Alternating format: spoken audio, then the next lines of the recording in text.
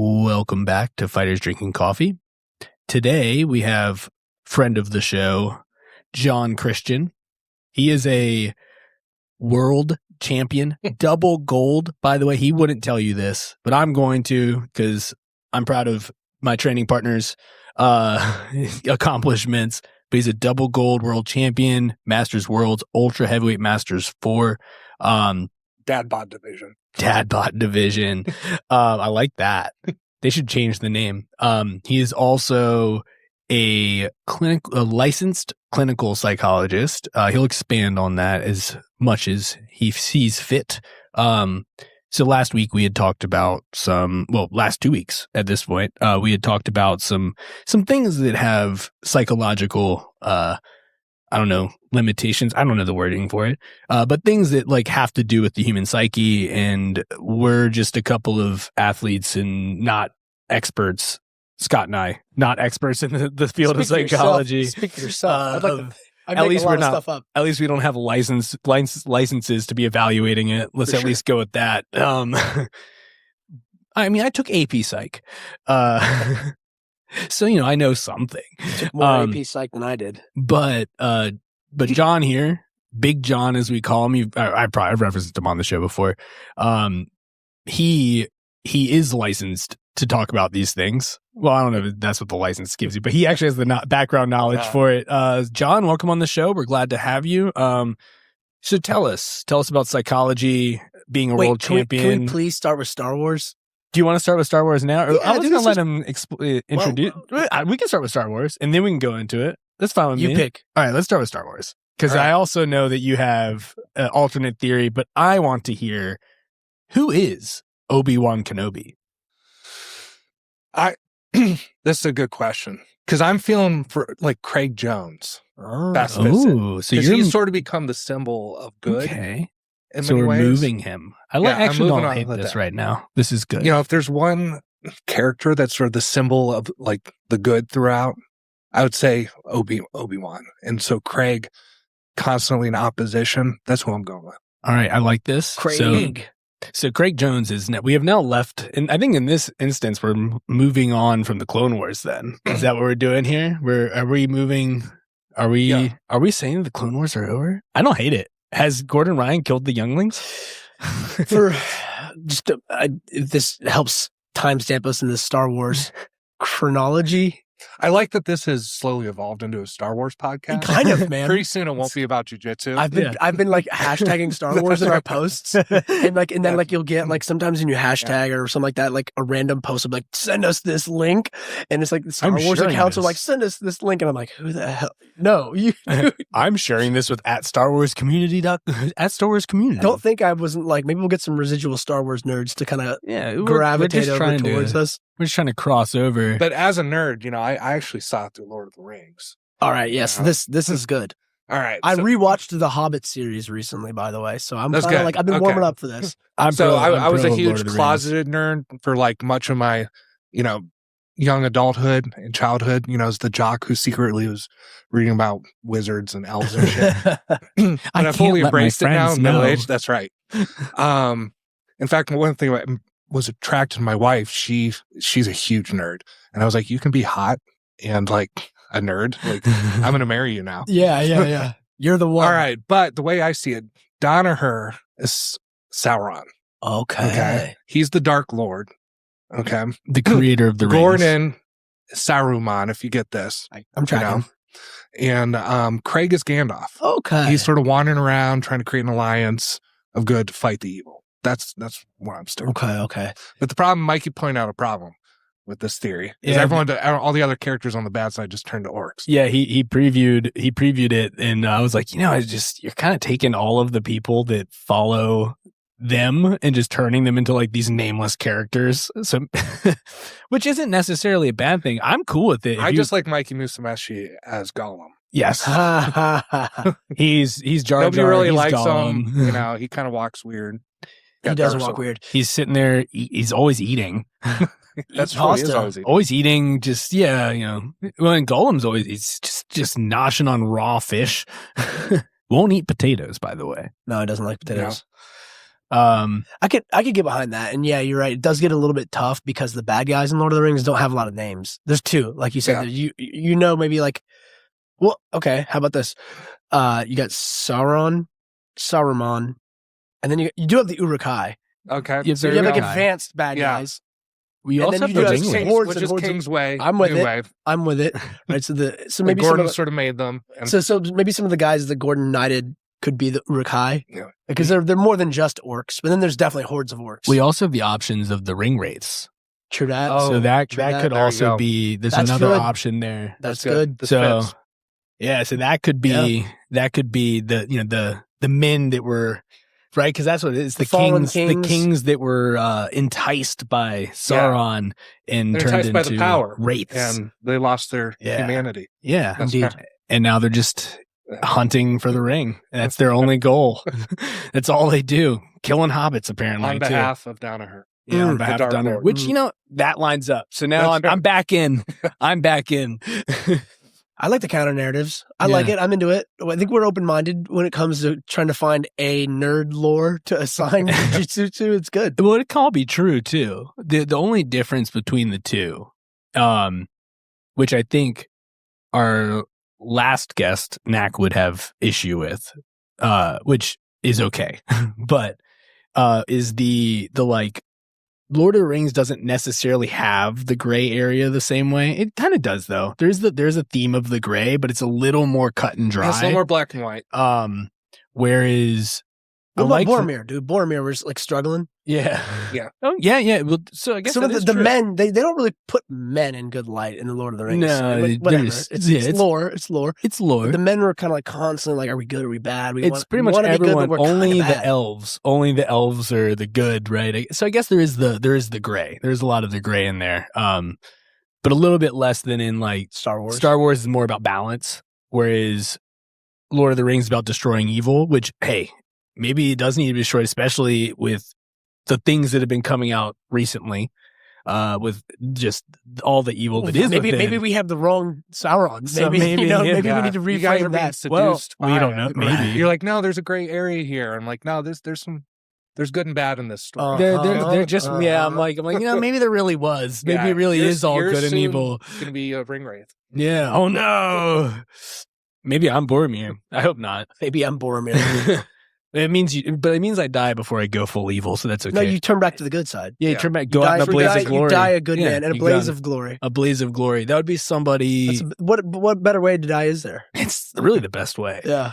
It was in this scenario that would mean whoever is Boromir gets tempted to, in this case, Kingsway, and then kills a bunch of them. Takes them all out. So he flips sides at the last moment, takes them all out, and then he gets one of the other orcs kills him. Uruk-hai. And then he's out forever. Yeah. Never comes back to the sport of jiu-jitsu. I do like this. I'm back in. I'm buying into this one now. We just need to write it down. We're gonna write down. It's turning into nerds drinking coffee. Yeah. It always has been. We've been closeted nerds. Dude. Yeah, we've been hiding our nerd love. Well, not only in the lore of fighters drinking coffee, but just in jiu-jitsu lore, it's pretty much been decided that the crossover between extreme nerd and jiu-jitsu athlete is abundant, pretty much 100%. Oh yeah, it's not a Venn diagram; it's a circle. So 1000%. Hey, there's actually not to bring psychology. Oh no, that's why you're here. Personality trait, a certain model called openness. Okay, openness to experience, and there's a subfacet of that is people load on of openness to fantasy. So this idea of alternative world. So there's an actual personality trait of people who are attracted to these sort of ideas of different realities, and they tends to be correlated with people who are open to learning in general and sort of open to new experiences. So it would statistically load on people who are interested in this. Well, people tend to get like really into jiu-jitsu, right? Like as we are all nerding out on legitimate nerd stuff, but we're kind of bringing into our nerd world of jiu-jitsu as well, where there's an abundant big subculture. So it is like a new, you guys have probably experienced this / like seen this with like new guys who come in and they're a white belt, but like they show up to the gym, they really like it. They become your buddies. They're in open mats all the time. Maybe they're doing this. You guys are 6 a.m. or the 5:30 a.m. crew, right? Or the 5:30 a.m. crew. You guys are the morning bros. Best crew. The best crew. You guys are built different. But maybe they show up to some morning classes, and you can like, I'm sure you all have seen this, but like I've seen this so many times. But like someone comes in, then like they're like they enter into the jiu-jitsu subculture, and then they get like immersed in it. Oh, and then they talk to you about the current events like we're talking about. So it's like, you're right. Like there's like you can see someone kind of take the plunge into like, oh, I'm in jiu-jitsu now. Jiu-jitsu lore. Who is this guy? Oh, yeah. Who's number following one's all the coming up? dramas and Yeah, stuff. I mean, yeah. I can't believe it occupies so much of my brain at this point. But knowing who these people are and who hates who. But It was so much simpler when we initially got into jiu-jitsu because it didn't there wasn't as much. There's no Instagram. There was no like jiu-jitsu lore to the extent there is now. There was a little bit of like this team and this team are rivals, but that was kind of the extent of it because they couldn't shit talk on Instagram. So you had a lot less lore to consume, and maybe that was for the best, but I enjoy it. I do enjoy the jiu-jitsu lore. But yeah, man, He was anything else on Star Wars and Lord of the Rings? no, I think that covers it Oh, okay. for now. Okay. for now. We might weave it back It'll in. come back. It'll get I'll weave it back in eventually. You're welcome to weave it back in as much as you want. Whichever one, it doesn't matter. But yeah, so before we break into, because we did bring you on to talk about psychology stuff a little bit. It doesn't have to be all of it, but That's what I do. yeah. Let's just break down your psychology background to the extent that you can. Yeah, no, of course. And that way the listeners understand that this is in fact an expert. We're not bringing on a random person. In some things. Yeah. Sure. Well, he's an expert in jiu-jitsu. He won Masters World, at least to a level. The dad bod division, he is a master of dad bod jitsu. So, but yeah. Yeah, professional background. John Christian, the psychologist. Who is he? What does he do? Yeah, well, I got interested in psychology originally. So I went to college because I wanted to wrestle. And so that didn't know what to major in. And the department chair, who remains a friend of me this day, happened to be a fan of the team. So my coach just said, go major in psychology. So I signed up for psychology. The first course I took, which was with a different person, Dr. Lene Hunt, she was just this amazing professor, and the class blew my mind away. And I was like, I took all the courses. And then Dr. Gary Taylor, who is the guy I mentioned, who was a fan of the team, he said, hey, if you want to do anything, you gotta go get your doctorate with it. So I was like, okay, I guess that's what I'm doing next. So after I graduated college, went to Indiana State, where I got my master's and doctorate in clinical psychology. And then actually almost dropped out at one point because I didn't see myself kind of sitting in an office all day. I wasn't, I kind of grew up in a blue collar family, and this was like, man, I don't relate to these people. It's a lot of like drama type kids. And it's, I mean, good folks, but I was like, I just been a college athlete and didn't feel that. So my dissertation chair at this point said like, hey, slow down. Have you considered the military? So I didn't know the military took psychologists. So I looked into it, talked to a former military psych, and making a long story short, looked at all the services, and my Navy recruiter was an FMF corpsman, so Fleet Marine Force corpsman, like the medics. He totally sold me on the Navy, flew me to like San Diego, took me touring an aircraft carrier, took me dancing at Tijuana. So, yeah, there's a lot of that's money. good sales. That's a good sales pitch. Yeah, prior service folks, like there's a lot of money to recruit medical type folks that your standard people don't. So most people aren't getting flown around the country. Okay. Anyway, so John was a wanted man. I really wanted to serve the Marines. So became a psychologist in the Navy, did my residency at was then National Naval Medical Center. Bethesda, now it's been merged with Walter Reed, and finished my training there. And then stationed at Camp Lejeune, ended up skipping over a lot. As the Marine Special Operations Command was standing up, I became the first psychologist over there, helped stand up their assessment selection program. Then I left active duty, continued my career in the government, worked for State Department for a while, and then missed the military while I was working there. So I went back in reserves, but this time some of my professional mentors were in the Army. So I joined the Army Reserves and the Army Special Operations Command, where I've been for almost oh goodness, 16 years now. And then I went back as a civilian with Department of Defense. So you've been working with a lot of, to tie this into jiu-jitsu best we can. You've been working with a lot of like high performing individuals and, so there's. My career's really focused on, like, I haven't been a psychotherapist since 2007.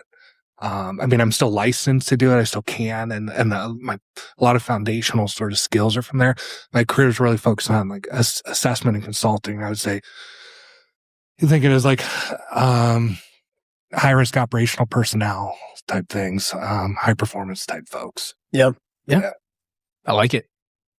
So we wanted to get your take. I sent you some of the stuff from the past 2 episodes that we were talking about cult-like. Well, I didn't send you the cult-like behavior, but we'll see what we could get on it. But I did send you the when we were discussing addiction to jiu-jitsu, which I think what you mentioned regarding that openness theory might actually play into both of these in some way, shape, or form. It feels like you were starting to lead in a direction there that seemed real. Like, I don't know, it seemed like it relevant, might go somewhere. Very relevant. Yeah.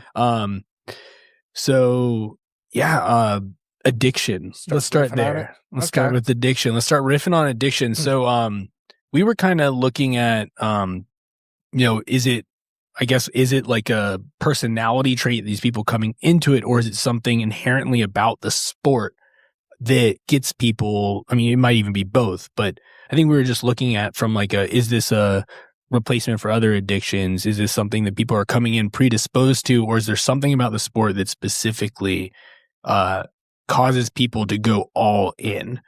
So is it the people, or is it the activity that's more leading people to? Because I mean, it's super prominent, right? Like a lot of people get into it and they just like train all the time. They go in from like 0 to 100, with the exception of some people. But in a way that pickleball doesn't. Like unlike other sports that people pick up as hobbies, people tend to go way more extreme into this. Yeah. So it's interesting because you can view a lot of these things through a couple different lenses, and I'll just kind of riff on it. I actually have a past of dealing with some of my training, my doctoral program, community mental health. Rural Indiana, there was a lot of meth addicts back in the day. This is pre-fentanyl. There's probably fentanyl addicts now. Really hard. The same people, just different thing. Really hard population to deal with. So addiction is interesting. So when we usually talk about addiction, and we'll take substances, essentially they hijack the brain's reward pathways, like neurochemically. And so, and there's different ones that neurochemically different effects, as you know. But if you're talking about like more behaviors, so like a gambling addiction or something like that, again, you're talking about like kind of reward pathways in the brain. So you're getting something out of it. I would say with jiu-jitsu, rather than addiction, I would say you can view it as like highly rewarding or reinforcing. If we talk about that, like taking more like a behavioral approach.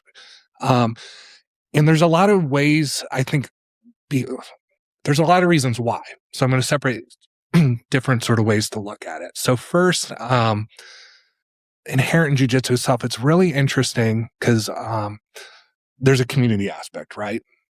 I mean, one of the things I enjoy is, I've made this larger group of friends with people I hadn't, I normally wouldn't be exposed to, normally wouldn't encounter. And it's also, it's a very personal sport because, you are touching the other person, and you're trusting them to stop and not break your arm or your foot, or to stop choking you. So there's a lot of trust involved. And I think that's inherently something unique about the sport. So the social aspect, and especially the forced trust that it happens to. The second thing, I come from a wrestling background. I was very kind of just the belt thing. I didn't get it. I was like, okay, this seems kind of, it seems lame. I was like, whatever, like, let me out. Especially, and there's still times I wish I can compete at a higher level, because I was like, well, I want to try, if I lose or whatever.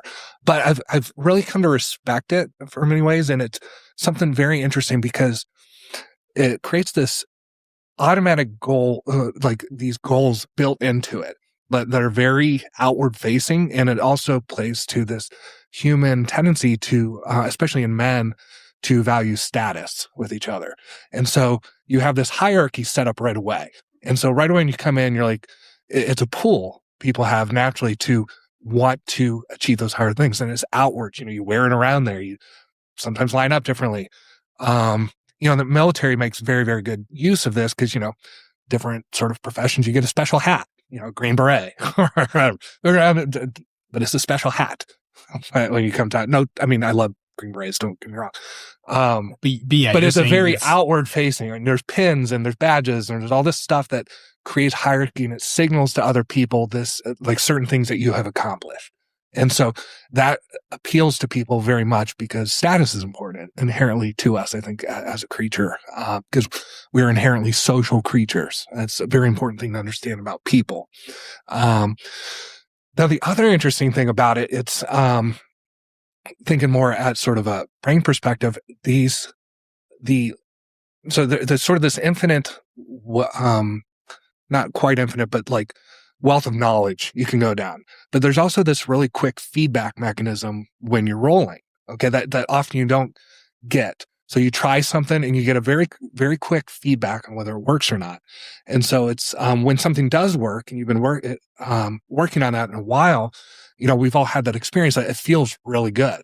That's the dopamine hit. That's the telling you you're doing the right thing. The sort of dopamine way. I think you guys brought that up. Yeah, we were throwing around the word dopamine. Yeah, it's often simplified. And there's a lot of things it does, but like you can think of like it's kind of like it's your brain's way of telling you you're on the right track. Like you expect a reward, like you're doing something good. It's like do this more, sort of thing. And you think even in just a roll, this is happening repeatedly. You're doing things, you're getting feedback fast in ways that I like. Not a lot of other sports have that because it's not as dynamic. And so, you got the social aspect, you got this with the community, this trust aspect with others. You got this then learning aspect that has this very quick feedback mechanism that does create really good feelings. And the other thing I would say is this I personally believe. There's just the benefit of physical activity. Okay. And there's a lot of studies. This isn't pushed enough. My theory is big pharma, bad guys. But, exercise is just as effective as antidepressants for mild to moderate depression. You don't hear that. You hear, I learned that back, 20 years ago when I trained as a psychologist. I'm like, why isn't this pushed more? It's just, have that. But we are meant to move. We are meant to be physical as a creature. And so, we've all had those good workouts and you feel good afterwards. And the other thing I think too, that makes it, this is my personal belief, is we are happiest when we are doing difficult things. And, it's hard, and so that's sort of a rambling way. I hope I didn't ramble too much. No, it makes, I wanted to ask you a question too about, because we kind of joked about this on one of our, was it the addiction episode? It might have been the addiction episode. I'll know once you say the joke. All right. Once you say the joke, yeah. But it was kind of a joke, but kind of serious too, which is like, we talked about how the feelings that you get, like the sensations, the emotions. I don't know. You're the psychologist. I avoid my emotions. I'm like, I think they're called emotions. It's when we were talking about addiction. Competition. Competition and addiction. Like, how like, because I feel like, to your point, all that registers and makes like, it's kind of like, this isn't like, surprisingly a lot like jiu-jitsu. It's like the fundamentals of like human psychology that like you're kind of like, duh, yeah, like we should all know that, but it's simple, but like not always easy to understand these things, right? But they're I was gonna say psychology is just repeating back what people intuitively already know. It's confirmation. They're head nod moments. You're like, yeah, that all makes perfect sense. But like to your point, like all those inherent reward systems just from the practice of doing it. But I guess what I was trying to get at, that me and Mike were kind of riffing on, we're hanging out doing an episode a week or two ago. I feel like to your point, like all those things you get them like almost like 5x or 10x in like a tournament setting because of like the stakes. You like, maybe because it does bring out that, like, I'm be curious to hear your thoughts on like, maybe if there's like a change in everything you've talked about when we're doing it like publicly, right? Like, and everyone's watching like, oh man, like, cause we were kind of basically the joke was that like, after doing that, like regular life is kind of just like almost like boring. You have to compete to feel something, to feel things again. That was the joke. So dead inside. Yeah. That's why we were joking about this as a drug. That's why kind of like the joke / like threat of this addiction is like, this is our jiu-jitsu is like our drug. Well, no, I think you're onto something because the competition. So here's my take again. Because this is something I started thinking about when I was an undergraduate, because I was an active competitor in wrestling, and I mean, I'll resist going too far down this path, but I would probably get too jacked up, too anxious. So it's interesting. There's something I'll put aside from when we go into like how it relates to actual performance. Okay, but yeah, those feelings, that adrenaline, that anxiety. I mean, essentially, it's your sympathetic nervous system is marshaling your resources, because there's a perceived threat. In essence, like that, there's something on the line. And so that's what the sympathetic nervous system does, is fight or flight response, right? And so that's those rushed feelings and those anxious feelings and all that stuff. And so, yeah, you feel very alive, sometimes it's very unpleasant, Yeah. So it just depends. Especially if you're new to experiencing that, it can be very, very unpleasant. People new to competition and feeling that rush, and then, there's the adrenaline dump and other sorts of things. And so if you want to talk about performance, I mean, learning how to manage that and master that is a key if you really want to get your best at it. But no, I think definitely that is very, very true. That's the joy of it. Yeah. It's so you do bring up people. There are definitely people, and I've coached people that afterwards like, yeah, I don't want to do that again. That sucked. Yeah. Like there's definitely people that are like that. And kind of pushing our narrative of it being drug-like, you do get used to it. Yes. So like the more you do, and like you kind of have to like, I mean, I experienced this last year getting back into competition. Like you get used to certain levels of competition. And so like, as you go, you're like, yeah, I'm not really worried about this. And then you get to like, I get to a bigger one, and it's like, oh no, like this is this is a different rush. This is a little more of a rush. And then like an even bigger one. So, this is now. And so like, it just takes, I don't know, it takes more and more. No, I'm a firm believer that like, if you want to be good at competing, that learning how to manage that mental side and how to manage that sympathetic nervous system response is a skill in itself. Okay. So if you want to get better at competing, do some competitions, like and learn how to manage that. And some people never truly master it. Like I said, I don't think it was till my junior year of college that I really started figuring out the mental side of the game. And I'd been a youth wrestler, and that, so it took however long that was. I mean, 12 years. Well, you're also still like growing as a human being too. I was growing as a human being, frontal lobe still forming, absolutely. Yeah. But because so it's interesting with that arousal, because arousal is another way to put it, not sexual arousal, obviously. Yep. If you're doing that, that's also appropriate in jiu-jitsu. Maybe it'll help you.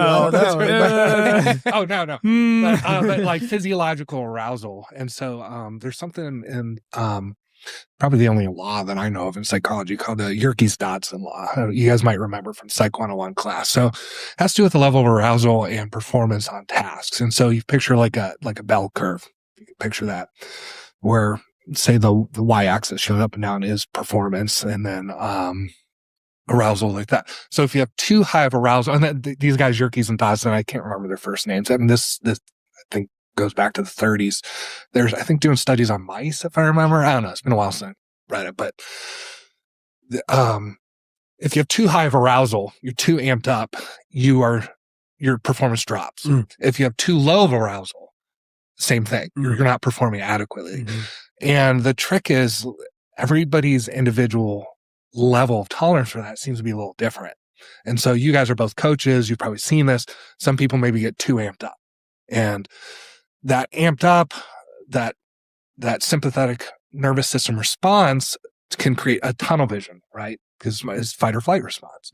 And so they might start missing opportunities, or they're not doing as well. They're forgetting things.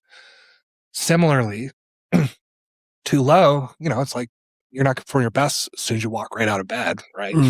You got to be, your performance, your attention isn't focused enough, and that sort of thing. Your thoughts aren't focused enough. I do want to point out on that John doesn't believe in warm-ups. Sean, how dare you? So I just want to point this out. But at the same time, I like the warm-ups you've been doing lately. Actual. Yeah.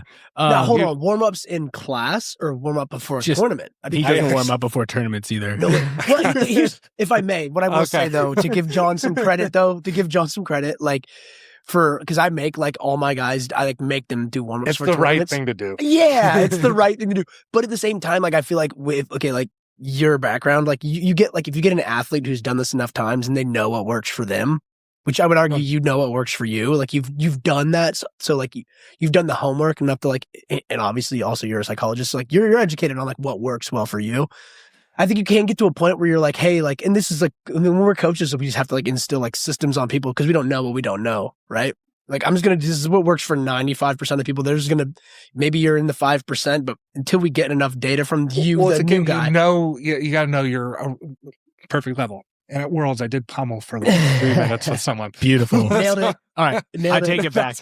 And look how that turned out. That's what I'm saying. But for me, so I know myself, like I perform best when I feel relaxed and kind of happy. Okay. Because again, all growing up, like I would get too amped. I would get too amped and it was too nervous. And I don't like that. Like I feel the nerves at baseline with it. And even now, part of why I still compete is I mean, I don't like that feeling, but I like mastering the feeling. Mm-hmm. Does that make sense? Mm-hmm. Yeah, it does make sense. Like I remember even for the world tournament, I saw the brackets come out. I looked up first guy, first trying to fight him. I was Instagram. He's this giant dude, and I got nervous. I remember this. So he's texting You're a giant dude too, by the way. He's texting. He's like really big. Like, yeah, you're hold on. What's the name of it? He's ultra heavy. I identify as a featherweight. He's texting me, and he's like, yo, you need to look up this guy. And like he sends me the dude's Instagram, and it's like this giant farmer from Arkansas, I think it was. And he's like, it's just pictures of this giant jack dude in front of corn and like tractors and shit. I'm like, this is crazy. I was like, but also I was like, John, you're like the same size as this guy. That's what he's like, he's so big. You're like, John, that could have been total you. horseshit. You went into psychology and like. That we can take pictures of you in front of corn and tractors too, bro. Yeah. But I remember I saw that and I was like, I had to do, I mean, what would be like cognitive therapy on myself, track my thoughts, kind of lower it down and then remind myself this is why I do it. Yep. Is to master that. But yeah, performing wise, knowing myself, like I'm usually the guy laying in the bullpen area, sort of just, being relaxed and trying to be happy and feeling loose when I get on. That's for me. But everyone has to find their own. Some people, you have to know yourself and you'll only know your performance, your optimal level of arousal and performance if you have some reps get in competition.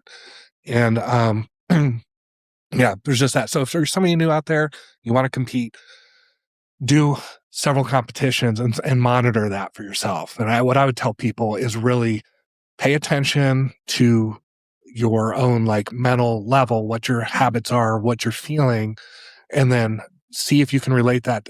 Do an honest assessment of your performance afterwards, regardless of win or loss, because sometimes the guys are just better than you, but how you actually performed. And because again, too amped up, I mean, guys have seen it. I see this at times. Like guys will lose, have bad decisions in a match, and it's like use a bad strategy. It kills me because I can think of people I know who shame them. No, but I'm like, I know they're better than. Yeah. And I saw them but they're too fixated. Like, I want to win by this way. Yep. Yeah. They feel like they have to, cause I know who you're talking about. They feel like they have to, they need to win by submission and then give up their ability to win in general. Because we've talked about this specific scenario too, and we see this more than just the one, but we've definitely discussed one ad nauseum. So yeah, because they're a very talented person. Yes, and you're like, I know you're better than this. But that's also a skill that also shows you can beat somebody technically more sound than you if you're a more effective competitor. Mm-hmm. You're more, and a lot of that game is the mental aspect of it, and managing that. Mm-hmm. Have I beat that dead horse? No, okay. Let's keep beating it. Okay. No, it makes sense.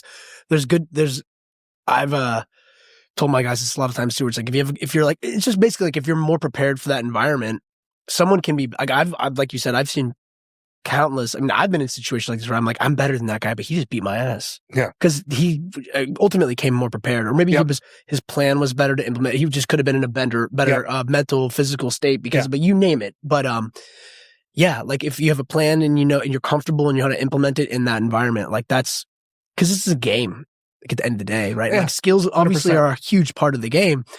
And if you're, what did I say? I think I said like a plan, comfort, and you can execute it. Like if you can do that, like this other person may have a broader swath of really high level tools in the toolkit, but if they can't pull that into the 5 minutes of your match, like, and you could be a blue belt. Yeah. And if you're a black belt in the competition, like in that comp psychology, the ability to execute. I'm just using analogies, right? Like, you guys get what I'm saying. Like, you go up against a purple or brown belt who like is better in quotes, but they can't execute. Like, this is a game. This is like, in my experience, having like just gone out and kind of done the work that we're talking about here, out in the field. That was one of the big takeaways I had. I was like, that I tell my guys all the time that I'm like, competition in a game is different than the training room. Like when you care, all of a sudden, like in the training room, we all kind of care, but like a lot of times we're also kind of playing around a little bit. I'll just roll to my back. No big deal. Like when you have those behaviors in that like really calm environment of a training room, and then you don't know how to toggle switch that. And like, if you make the decision just to do what I just talked about, you just gave up 2 points. Just like the frame of mind changes. And you're like, I have to be present in a game now. And some people are really good.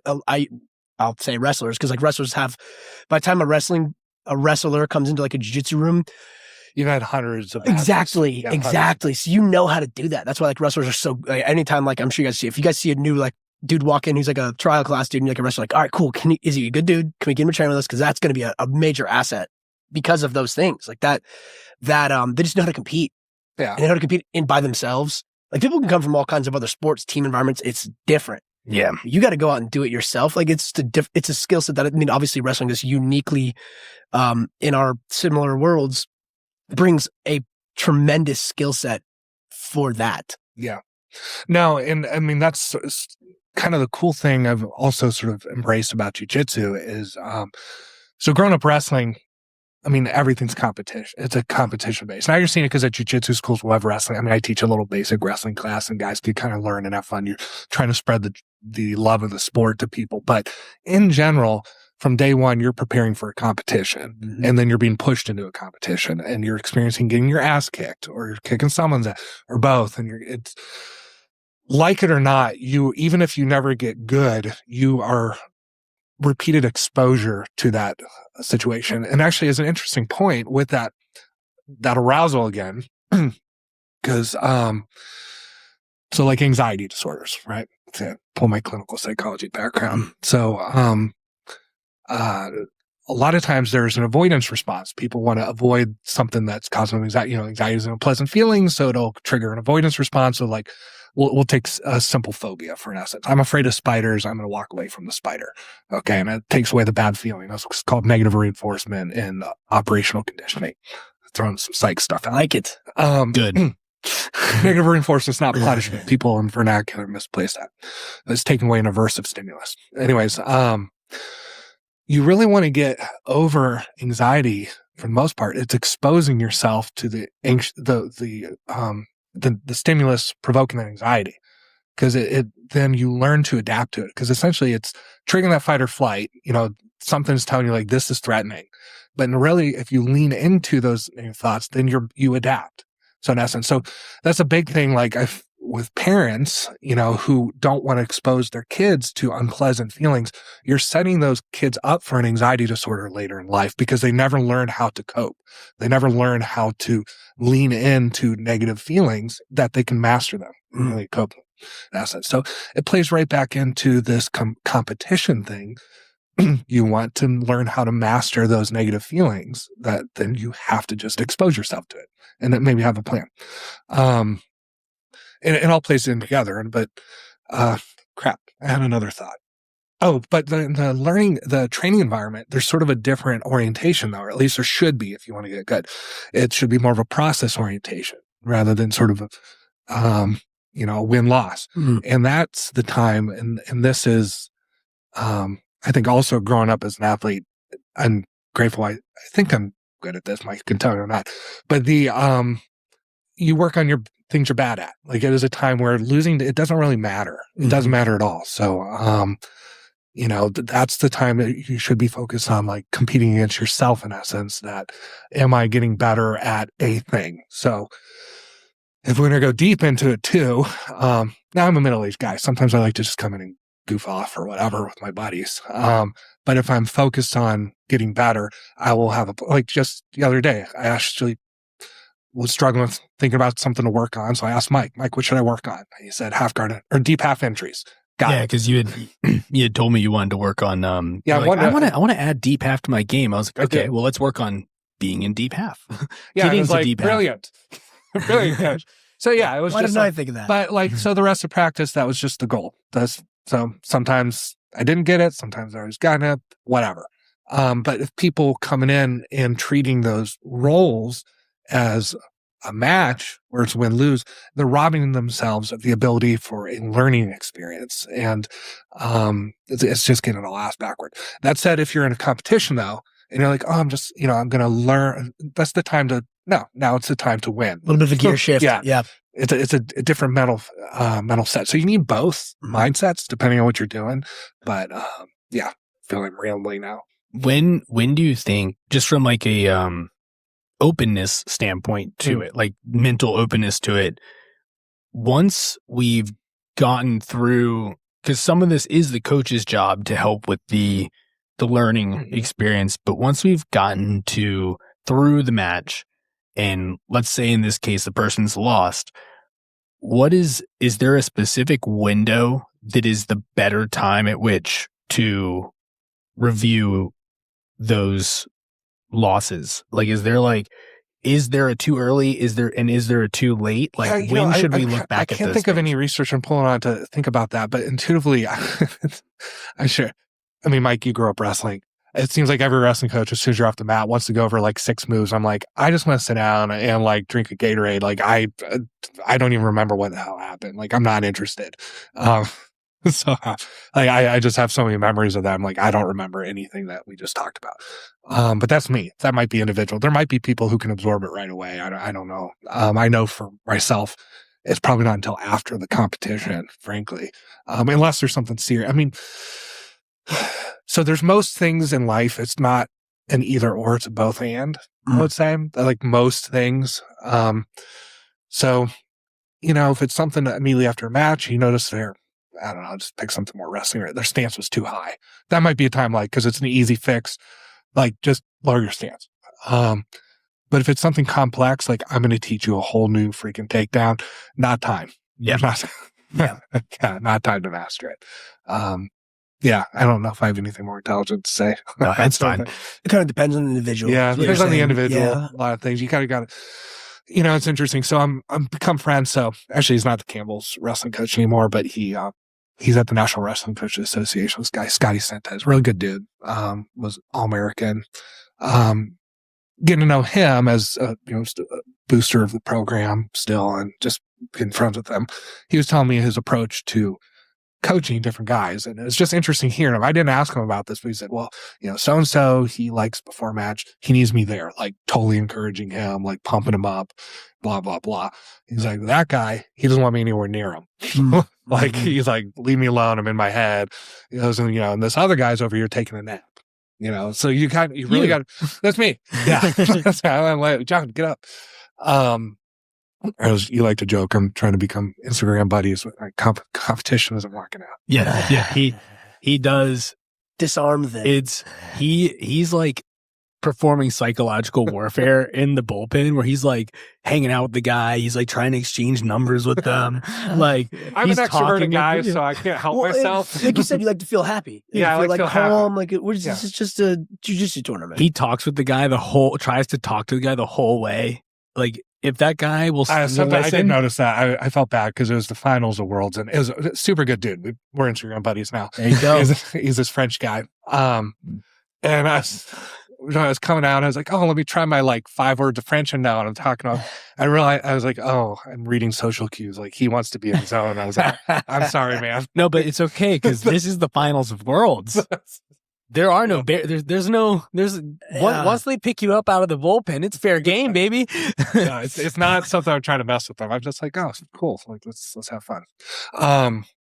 But yeah, I don't know what we're talking about that. But that said, like, I mean, when for me personally, when the, as soon as we shake hands and I mean, how I function, I do mentally, it's purposeful. I flip a switch. You lock in. I lock in. Yeah. It's my time of like, that works for me. Like I can't be there leading up because I'll be too amped up, but I have it.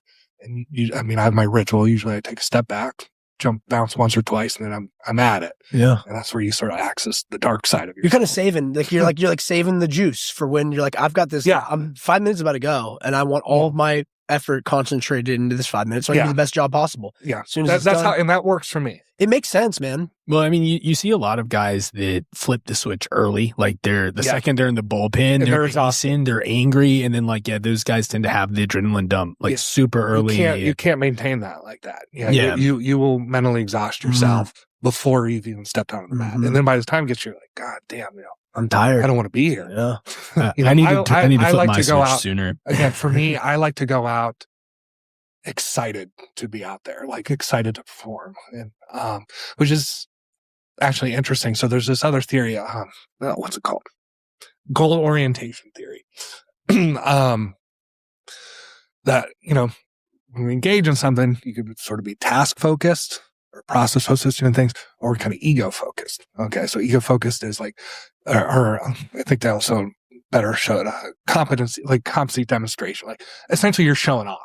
Like a time to to display your skills. Display your skills. You need both in a competitive match. That I like to switch to an ego focus. Like it is time. This might be revealing too much of my own psyche with this, but I want to beat the person in front of their family. I want. Yeah. I get it. I get it. Like I want to show off. Yes. I want to do that. Yes. But it's access, and it's not how. It doesn't reflect my value system day to day. Like I have no ill will to the person, but that's the mental state I need to be that to perform my optimum. And so I'm accessing that side, and it does help being a psychologist. I think become a psychologist. You're tapping into your dark side of the force. Yeah. So so Freud, going back to him, controversial. He said, so psychology is interesting. There's like more research-oriented ones, and there's kind of this more philosophical type. So he had these kind of two forces, the Eros and the Thanatos. And not the Thanos, don't confuse it with that. No. So the Eros is more like the creative and loving aspects, whatever. And the Thanatos is like the death instinct and the aggression and the destruction. And so Jung, his student, might have called it more the shadow side or something like that. So you are accessing the dark side of yourself, and that's okay. There's a wrestler who's one of the top in the country right now at, I think, 65 kilograms. You might know him. Austin Santo. Yeah. He's a couple-time All-American you see him compete. He's emotional when he competes. He's angry. He's emotional. He's kind of a dick, but it works for him. Another guy, Parker Kekheisen, is well known for being just so chill like that. So again, it's knowing what works for you and finding what works for yourself. And so it's not like an either or, like you have to go in and just have fun. It's not. Some people might need to be reminded, like, have fun, like enjoy, like this is your time to perform. Some people might be like, dude, go kill him. You need to go kill him. Yeah. No, I get it. Yeah. So, anyways, anything else? Yeah. Sorry. Any more psych questions before I have listeners' questions? But do we have any? Man, that was really good stuff, John. That was super interesting. I almost feel like I need to click my. I was trying to listen. Like I'm getting the psychologist to talk to me. Dude, I'm loving it. I don't need to be awesome. Rambling. No. You kidding me? It was great, man. That's why you're here. We're here to hear what you have to say. Let's definitely get to the questions in a second, but I feel like I do have questions for John after all that. You can ask your questions first. Well, we're here. Maybe it's reactions. I don't know. No. It does make sense. Like especially like that last bit, right? I've had tournaments where, you got me thinking about my kind of like reflecting on my own process. So like I've talked to guys who, talked to my students who, we'll put it this way. You made a couple comments. I guess I'll kind of respond to. One of them was your buddy, the coach, Scotty something or other. That guy who had he's like, dude, I know what this one athlete needs and what this athlete needs a little bit different. This other guy's kind of in between or whatever. I've talked to students who really like having me around. They're like, hey, like, I'm going to go do this tournament. Can you come, please? Like, it's evident that like they want some type of presence, right? I say all that to say some of my best performances have been like when I just go off on my own. Yeah. So that might be what you have learned for yourself. Maybe. Or like, to me, I feel like it's like when I go, because I've gone in lots of times where I've competed alongside the team and I get like maybe just kind of drawn out of where I need to be mentally as an athlete, and I kind of focus a bit more on everyone else to be like, all right, like, cause I'm in the position, like I'm a coach, but I'm also an athlete, but it's kind of tough for me to do both. Well, so I kind of defer to coaching a little bit more because I get paid to do it. Attentional capacity, think about it. It's limited. It's not unlimited. You don't have unlimited amount of attention to give. So that would be extremely difficult to both be competing where it's inherently selfish. You know, you're focused on yourself, and coaching, which is inherently giving of others. Yep. You know, so that would be, I mean, I don't think I could do it. I wouldn't want to. It's been difficult, but sometimes I can do it well. It's tough to like get. Do you hear that, Scott students? You're getting in the way of his success. Yeah, get out of the way. You're making him worse. Barriers to success. But like, it's just fascinating, right? Because some of my, like some of my better performers have been where I've just solely just focused on I'm just going to go do this thing. This is what I'm going to do. There's no other distractions. Like I'm just going to lock in on this, and this is what I'm doing. So, and it could just be that, like I think what you said, that makes the most sense, where it's like, it's a challenge. Like, all right, I want to get locked in, but like, I got 5 guys. One of them's never done it before. 2 of them have. And like, let me take care of them. That's kind of like what I get paid to do. So I'm sort of like, to me, I'm also like, man, you're a professional coach. Yeah, man. Yeah, exactly. So I'm going to defer to that first and foremost, and then whatever's left, I can do my own. And like, I've done fine, but a lot of times just not my best. So, anyways, that it resonates in a lot of ways. Just like, dude, and the rest of it, I'll have to think about more too. Like, I think I kind of like getting into, I need to kill this person mode too. I think it's a balance, and it's not like, it's really not until, and it's not even kill. Like, I mean, I'm having a little fun with it. This is, I mean, it's such a dark level side of me. It's a level of killer instinct. No, it's like I said, I want to beat them in front of their family. Yeah. I'm going to put that in the world of I'm going to go. Yeah. Whatever. That's a better. And it's we're saying the same thing, but I don't. Yeah. We're saying it differently. We're saying, but I know what you mean though. Where it's like, yo, it's time. I want to show, and I want to be happy doing it. Yeah, it's fun. We put so much work in this. We do like what we do puts our body at risk all the damn time. Like we sacrifice so much. So this is the fun part. Let's go do it. Yeah. Let's go put out our best, man. Like I want everyone to see how well I've done, how much work I've fucking done for this many years, man. Like this is it. This is my minutes. This is my 5 minutes. That was my junior year of college when I realized that. Like I made the decision. I'm happy as I step on the mat, and it totally changed me. Again, but that might not be for someone else. They might have to be angry or whatever, or whatever thing. But you need to find that optimal arousal state, because again, my default was to get too amped, so I needed to switch it. So, and it still is. Yeah. Just on the flip switch thing. Normally for me, I try to have it happen when I immediately step on the mat, like, and then sometimes it doesn't happen until the person. Like, it does. Yeah. So like, it's like, all right, it's like sometimes, but there's definitely been time, like, so actually, I think I know where you're going with this. Interesting with that, like where, so like Worlds is the example that I'm going to use, because this is probably the biggest example of it, where, they have to attack me first, right? Like they do something and it's like, okay, now it's on. It's a fight now. So like, there's definitely that ability to flip the switch, because sometimes I'm late with it. Sometimes it's like, sometimes it's on the right time. Sometimes it's like, all right, I need like sometimes you need the outward force to create. Yeah. Well, I think we talked about that before when we did your warm up at Worlds, because Shane had brought up. Remember we talked about this? Yeah, we talked about that was like, a really cool igniting the central nervous system by having somebody literally just like smacking on a guy I've coached a bunch of times. He's an MMA fighter as well, right? So he won Pans last. He's a super successful jiu-jitsu fighter as well. But his like main career focus is MMA. Like you're gonna get hit, you're gonna get kicked. And I remember him telling me, we were doing his warm up before Pans. He went on to win. Mike cornered him, I think, in his finals match, because I was drawn into coach. I was just coaching this time, so 2 thumbs up for that. But anyway, you were coaching Andrea, so I went over and you helped out with it with Shane, which was awesome. But after he won the tournament, we were like kind of just debriefing. We drove up to New York and drove back, so we had like a bunch of time to talk and stuff.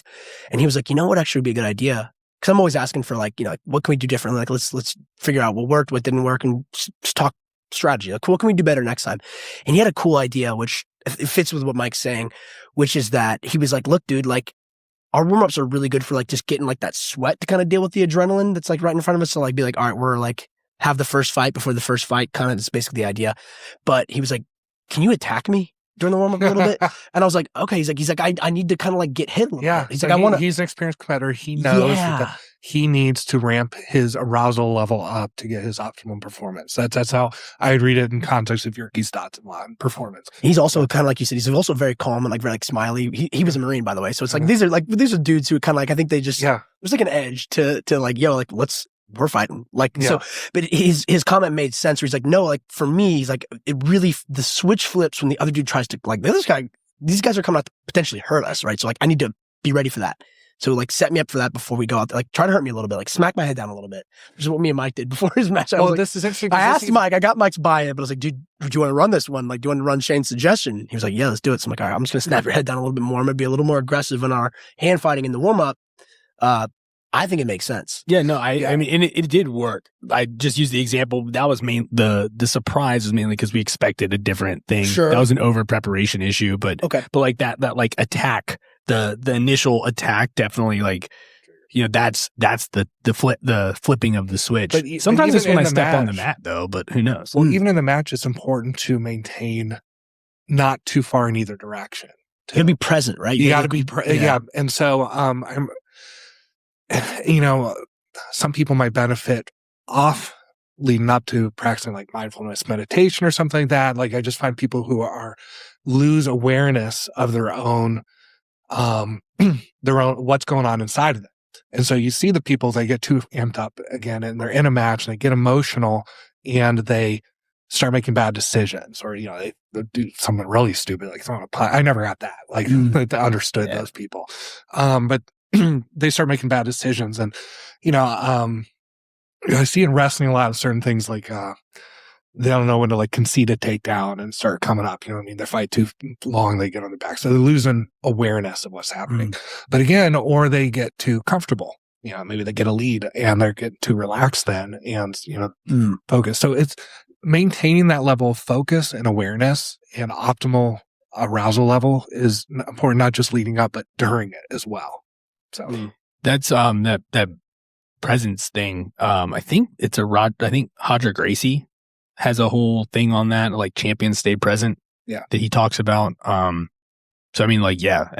Well, even like, you know, bring this to like my soldiers with whom I work, something like that. You know, they go through. You know, I mean, you don't want to talk about high arousal levels. You know, it's a firefight. You know, I've never been in a firefight, so I want to talk about that. But I, you know, deal with these guys, and you know, they're practicing, they're training, they're doing so much so that the arousal level doesn't overwhelm them, and they don't get the tunnel vision during it. You know, so they're prepared when they're actually in the situation to make good decisions. But again, they're not going to fall asleep. I mean, that's going to be hard to find somebody who's too relaxed as they're being shot at, but I guess in theory. So you actually might be a good person to ask about this, because this is something that was said, it is related to that. That was said to me recently, or someone brought up the theory recently. And this was something they had heard from someone who goes into those types of scenarios about PTSD.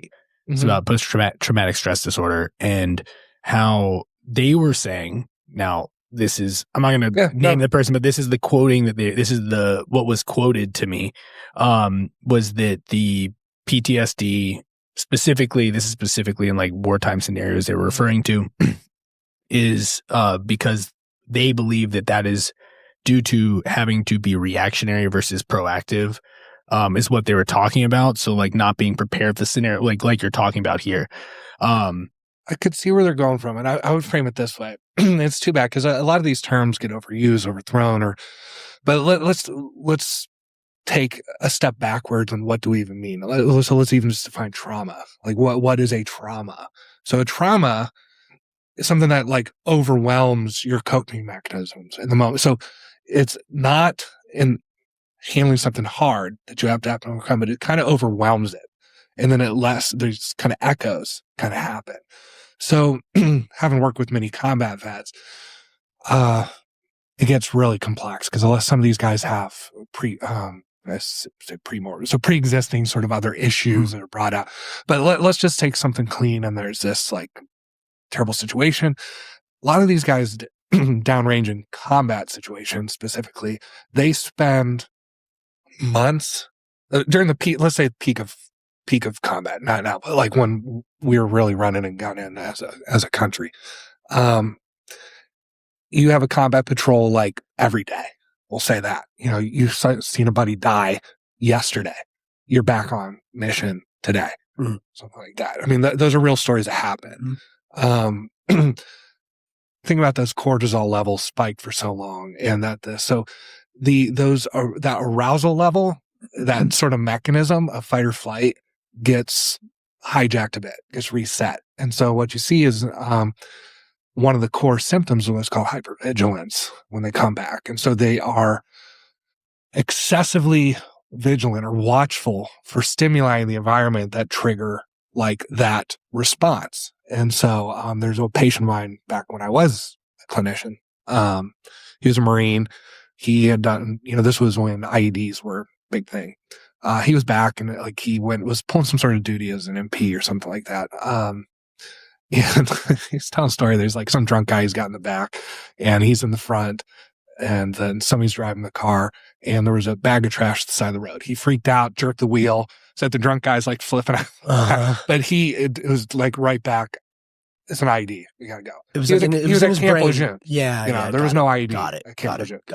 Yeah. But it was in his brain. It was in his brain. Now, what are protective mechanisms? So one, some of these are just unavoidable because those are such extreme circumstances, but like what the military tries to do, and I don't think it's just they've been doing this wonderful, is what a psychologist would call almost like stress inoculation training or sort of theory. So they're through their training through hard circumstances, developing the ability to cope with stress in essence, and to train within them the ability to make decisions under stress.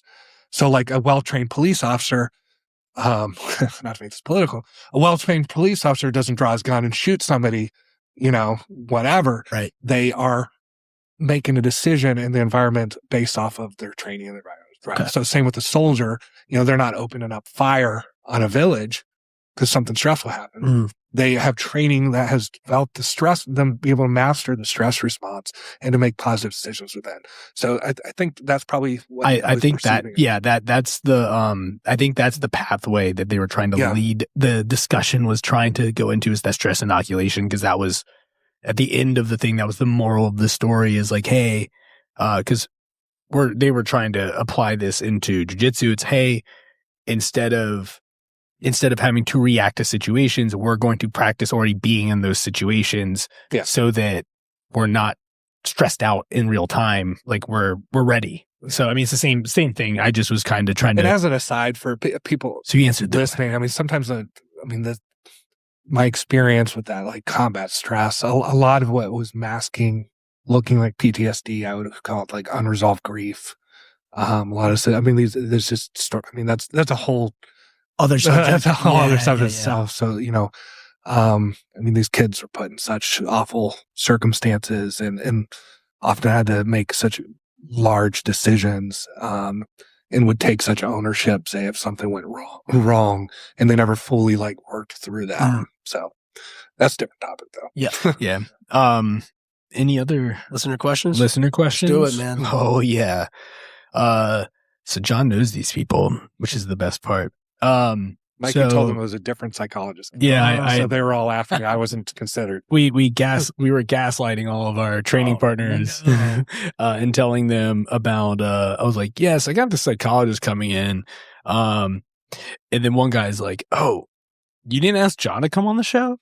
And I'm like, he's a good psychologist. Yeah, I got this other guy that we kind of lined up. But like whatever, guys, do you have any questions? There's not a lot of psychologists in combat sports. I don't think I've encountered another one. Well, actually, a guy I went to grad school with. Maybe you should have maybe you should specialize. It's, I mean, I love being a psychologist. I love psychology. It doesn't tend to draw. Oh, I see. That's interesting. Yeah. Well, that's why you're a hot commodity in the world you're in, man. I like it. So question number one, and this guy listens. Does BJJ help strengthen the mindset, and how? This is from Rock. Yes. I won't drop last names. So yet. just like what I was saying, so let's separate competition and training. Okay. Cause we talked about competition a lot. We'll touch that competition of willingly facing a hard situation strengthens the mind. So you're choosing to put yourself in discomfort. You are going to master discomfort better when you comes in a scenario that you don't choose. Again, that's like stress inoculation training. That's saying like you were prepping yourself. If you've never encountered anything stressful in your life, you melt as soon as that's why I say like parents who protect their kids too much from frustration, they never build frustration tolerance. Whereas like if they have and control it, I don't go home and like make your kids frustrated. Fucking with your kids. Just say, let's be frustrated. I'm doing it for You'll you. thank me in 20 years. Yeah. But that's competition. But similarly in training, there's a lot of things that are uncomfortable. So one, there's inherently it is a humbling experience. Okay. So, I grew up wrestling. I was fairly successful in wrestling. Do you change the rule set a little bit? And grappling is like, wow, I just got choked. What happened? I just got this. There's a choice then that's made. Do I only do the good things, or do I sort of dive into this and weigh in and sort of face that frustration? Because sometimes it's frustrating. Like, why am I not getting this move or whatever? But by embracing that frustration, you are mentally tougher. That's true. And it's just tiring sometimes. So yeah, by willingly choosing discomfort, you create mental toughness. That's a fact. That's well backed by science. Hell yeah. Science, bitch. Next question. A lot of the next 4 are from the same person, from AJ, which my answer for all of his questions is to come to class. But and question number 1, how do I shift my perspective from I lost to I learned during tough roles? So, I guess I guess mental.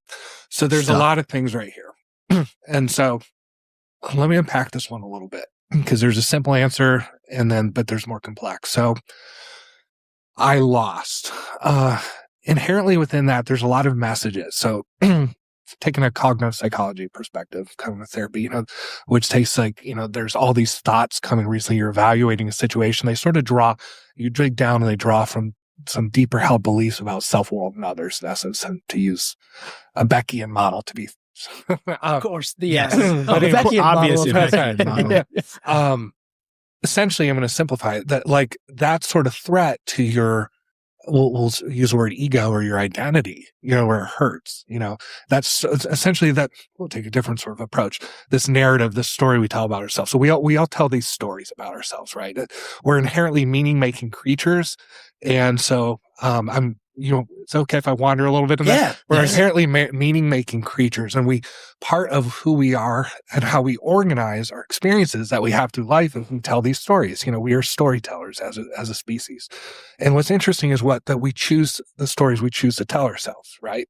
So if I asked you about yourself, it's impossible for you to relay every detail of your life. You are picking and choosing, and it fits this narrative. So, which plays into identity, which has been totally mistalked about in popular culture, because identity is very fluid and changes. And so identity, one way can be thought of as the story we tell about ourselves, right? So what I'm hearing within that phrase is I lost is I was defeated. I'm not good enough, or something like that. There's something like that. And so it's going to have to be, a purposeful mental switch that you have to start changing that narrative around it. Okay. And start realizing that that's not a useful narrative. That's not a useful way of looking at it. It does not help me achieve my goals. It is self-defeating. Okay. And that only takes by just recognizing it. Now, it's not going to be a switch you flip. So it has to be a very conscious effort of working at changing that narrative and working on evaluating thoughts. And so some of it will be that mindfulness again, and recognizing the thoughts started going on. And an emotion could be a trigger to that.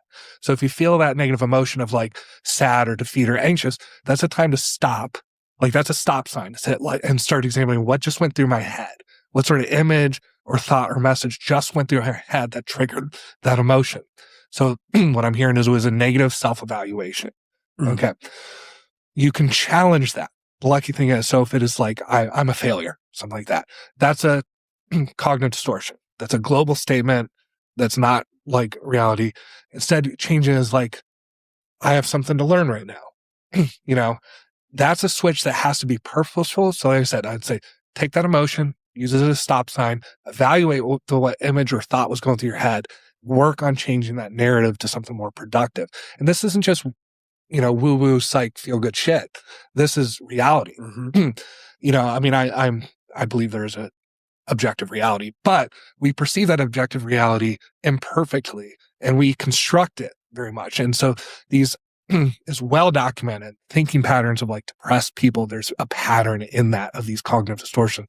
They're distorting reality and that, or anxious people. So you can actually master this though through these techniques.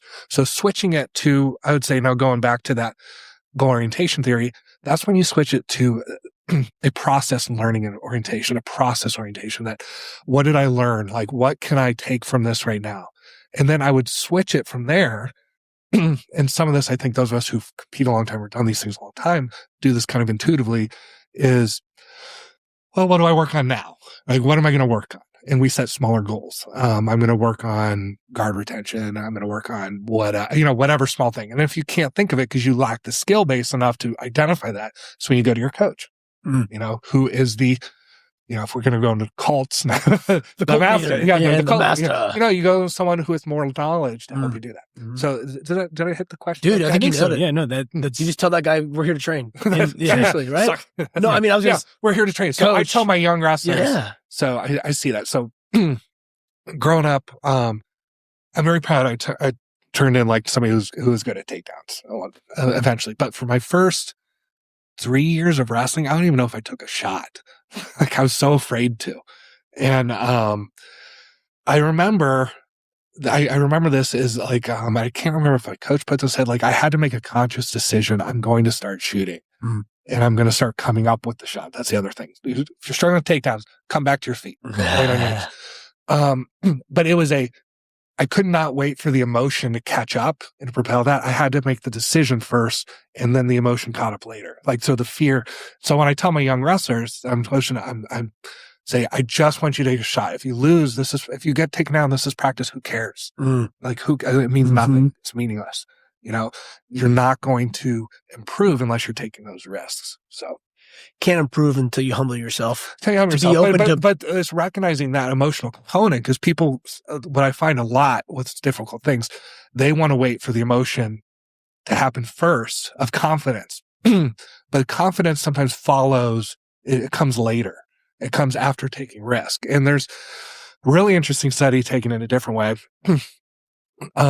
So there's a whole approach to therapy, just behavioral therapy. Sometimes with depressed people, one of the things you do is behavioral activation. You know, they don't feel like doing anything. Like, how do I feel like doing something? So you schedule it. You don't wait for them to feel like it. You make, like, we're going to have you start doing things. And then the emotion eventually catches up and it's like, oh, we feel good about doing this. Does that make sense? Mm-hmm. Anyways, all right. Sorry, Mikey. Oh, no, you're good. No, this is good stuff, man. No, so I mean, I guess that kind of all falls under that, like, self-speak, changing your negative self-speak is what it is. I mean, that's all grown out of like cognitive therapy, behavioral therapy. Yeah. I mean, Albert Ellis, Aaron Beck, his daughter, Judith Beck. Yeah. Got it. This one, this kind of, but there might be I think this is a slight variation on the first question. But we'll take a whack at it anyways. What is the best way to develop mental toughness when I feel like quitting? I mean, so it goes right to that. No, it's good right to that. And it's so, I think we have to recognize sometimes what emotions are. I mean, they're kind of mysterious, right? Like, why do we have emotions? Like, it's kind of weird. Like, what is it? Okay. But you think, evolutionary psychology, there must be some adaptive mechanism. And so some ways of thinking, like, they help reinforce learning or they help, facilitate action or something like that. But they can often be barriers to something like that, or deceptive because our perception of things is not always locked into reality. So if you're waiting to feel, what was it again? Mental toughness. What is the best way to develop mental toughness when I feel like what this is going back to exposure to discomfort and exposure to anxiety. You become more skilled managing those negative emotions and managing that discomfort by purposely exposing yourself to it, but keeping in mind, this is going to be uncomfortable. Or this is going to be not pleasant. I'm not going to like this. And eventually you learn this is not that threatening. Okay. It's kind of like your first, like when you get stuck, like, in a certain, like somebody really heavy in side control or something like that, and they're laying on you and it's kind of panicky. Tell me about it. Show me. You lay on me. Lay on well, me. you know, and it's you have to learn like, okay, I'm not dying. This is really uncomfortable. I don't like it. Like, so I want to get out of this, but I'm not going to die. Okay. I'm not dead. And so I can tolerate this. And then, but through repeated exposure, you're then aware, like you have taught yourself, I can handle this discomfort. And that is mental toughness, because it's saying like goal directed and essentially in the face of adversity is all that is. But that only comes through exposure to adversity. So I guess in that, to expand your example there, right? So rather than tapping out to pressure in that instance, right? You accept it and you just like, this sucks. Take it. If I have to wait 5 fucking minutes of this round, yeah, like I know I can handle it. And then you've taught yourself, I handled Tiny. This is a guy we trained with who's not tiny, sitting on my chest for 5 minutes. He's bigger than John, by the way. Yeah, he's tiny, and he moves really fast, which is like just like really unsettling. Yes, he does cartwheel passes. He does cartwheel passes. Whoa. Yes, my life flashes before my eyes. Don't this land on me, well bro. over 300 pounds. Just pass my guard as long as you don't land on me. You can have it. Yeah, it's crazy. Yeah, but does that make sense? Does that sort of yeah? So like, you know, to translate, I guess. You know, in old school wrestling coach, it's like suck it up and deal with it, sort of thing. I like but that's not. But putting it better, it's not that, because that's kind of a harsh way. But there's a lesson there. But it is like you got this. You will survive it. Teach yourself that you will survive it. Yeah, you only teach yourself that by doing it. You will be okay. Yeah, so you don't have to know quit. this. It becomes easier over time. That's the other thing, because sometimes people I think quit because it's so unpleasant in the beginning. It's so stressful. But once you learn to master it, you've taught your body, and it's not stressful anymore. It'll never be like some pleasant some things, but you have taught yourself, I can master like uncomfortable things. That you have built yourself a new level of mental toughness. I like it. Yes, good. I got one. If do you have more questions? I have 2 more, but you can ask yours. I was curious. I was talking to someone about imposter syndrome in our space, and I've experienced this before, like in the past, maybe still a little bit these days. But like going up against, like imagine like you're going to a world championship and you face like a guy you've watched on TV. Yeah. Okay, so this is interesting. How do I step up? Okay, so can we unpack it a little bit? Unpack. Okay, have you? Do you want to use me as an example? How did that happen to you? Years ago, but yes. Okay. Do you remember what you were thinking then when you saw that? Yeah, like holy crap, this guy's better than me. Okay. Right? Like so that's good. Totally just because you're like intimidated by the situation. Yes. You're saying before you actually started. Yes. I had a match in ADCC trials 9 years ago. I was a new black belt. And I didn't, this is my story, dude. I've kind of had to Ronin my way through. My black belt, my professors were always like remote, right? So I was kind of like going out into the unknown of this shit, like on my own. Anyways, but yeah, like going up against a dude, you're like, oh, I've watched this guy on TV. Like, I don't know if I kind of like almost like acquiescing to defeat before you get out there. And when I grappled with a dude, like 6-minute match, ADCC, it was competitive, man. It was a good match. Like I left shit out on the table, right? Like it became a lesson for me. I kind of like, I have worked through that. I mean, let's work through it. Yeah. But, I remember very much like having this like, oh my God, I don't belong here. This guy's going to kick my ass. But then going out and doing it and be like, no, man, like, I mean, I didn't even believe it in the moment. It's a perfect example. And it's good insight in what you were thinking. And I'll say it's normal. Okay. And what's interesting about all these things, it's set up. We'll take this back then to like social comparison theory and status and all this stuff. This person has status that you don't have because there's this social media presence. And we're hardwired to think, well, then they must be amazing. They're better. They're of a higher status because of this. Like I am below. Okay. Like that. Now this is all false and it's, horseshit. It's made up. They might be, they might not be. But this is all. We don't know, right? We don't know that. Which is the stressful and exciting part of that. But that is the time again you stop those thoughts, you experience that emotion, you stop those thoughts, and you start evaluating that. Like, like, what is the evidence for this? Is it just because he has a strong social media presence? Yeah. Is that the mark of a talented grappler? It's not. Like, so you can kind of play scientist with it. He's better because I've heard of him. I've heard of him because whatever social media sites put his name.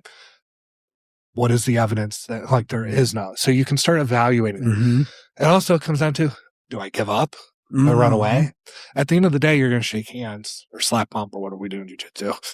And you're going to get after it. Okay. And you can rephrase that narrative like, this is exciting. I'm going to be the giant killer today or whatever like that. Or I'm going to be this. Some guys are really, really good at that.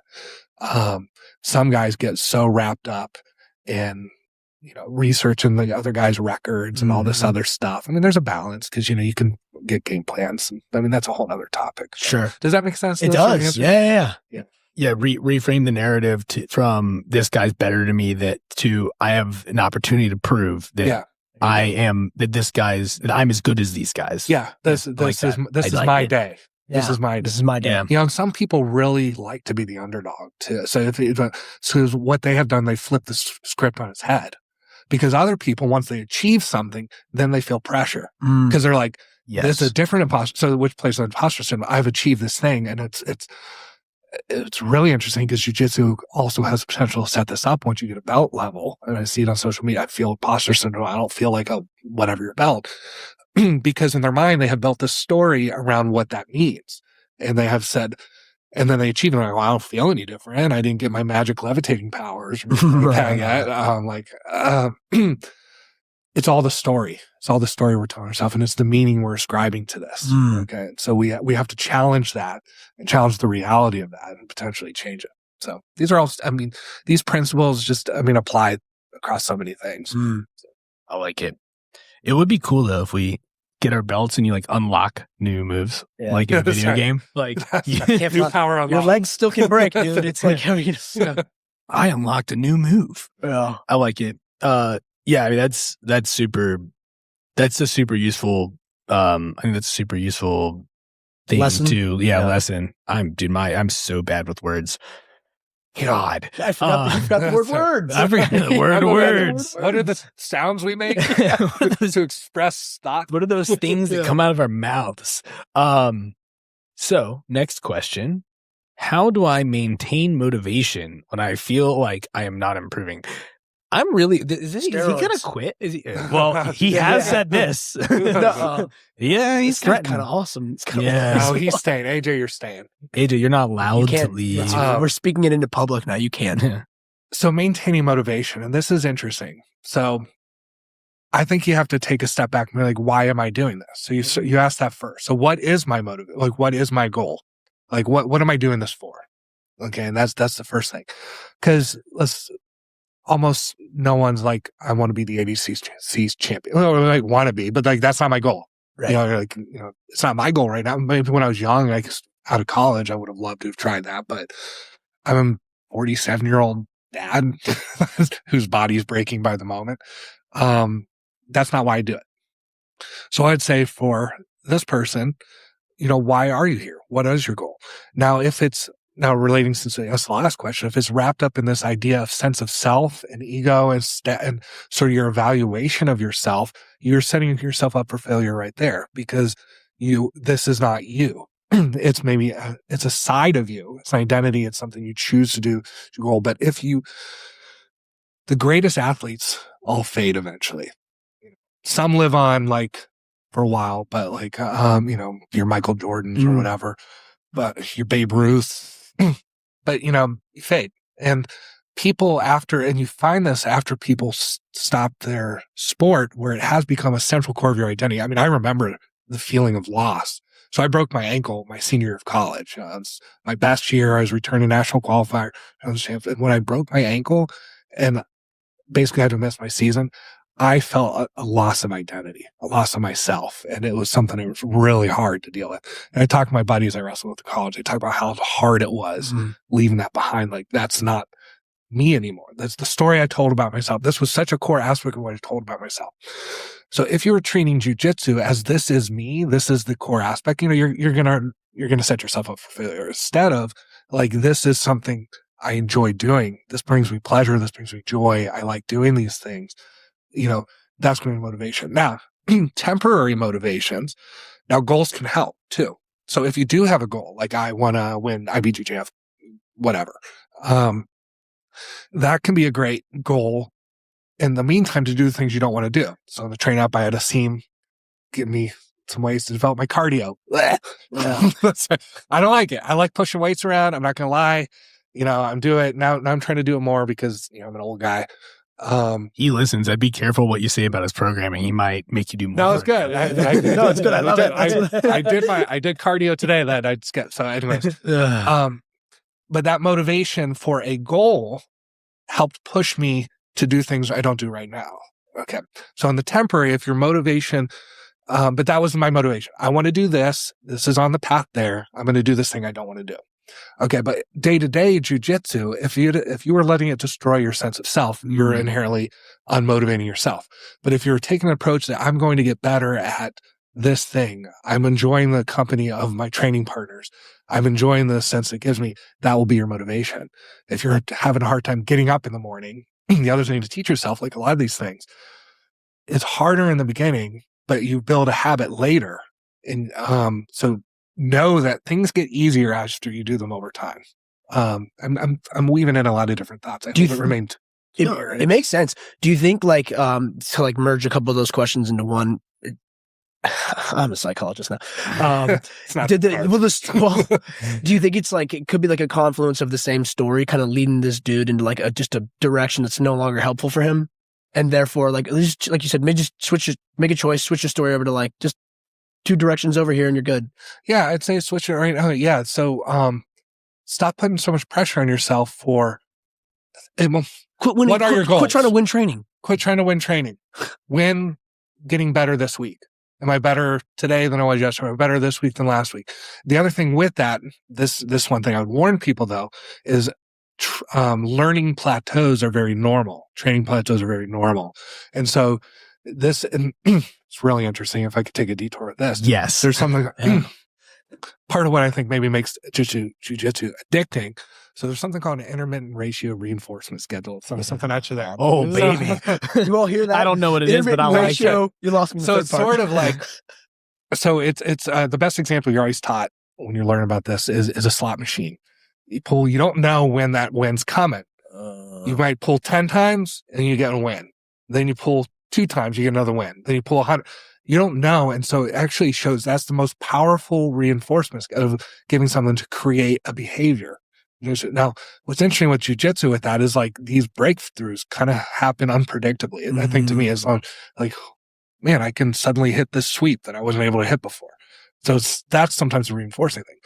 But if you're not someone who can tolerate the discomfort if you're not aware that these plateaus exist in learning and you're making this all about your ego, you're going to become very disheartened very easily in these things. If that makes sense. Yeah. If you're worried about beating the person in front of you who is in fact your teammate in this case. And that guy's also getting better too, because that's why the plateau, and you're setting unrealistic expectations of yourself. I watched 5 videos this week. I'm going to submit everyone on Wednesday. That's right. Why can't I do this move that I learned online? I'm now the master of Octopus Guard 2.0. I watched it once. I'm ready. Why can't I use Octopus Guard? Yeah. It makes sense. No, that makes plenty of sense.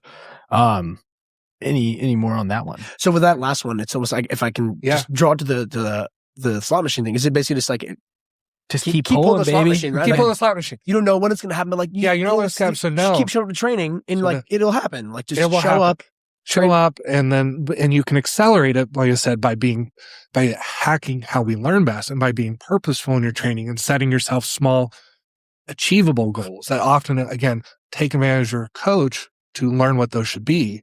So you're not wandering around in the dark, but those small achievable goals. So I'm going to get better at guard retention. That's all I'm working on for this next month.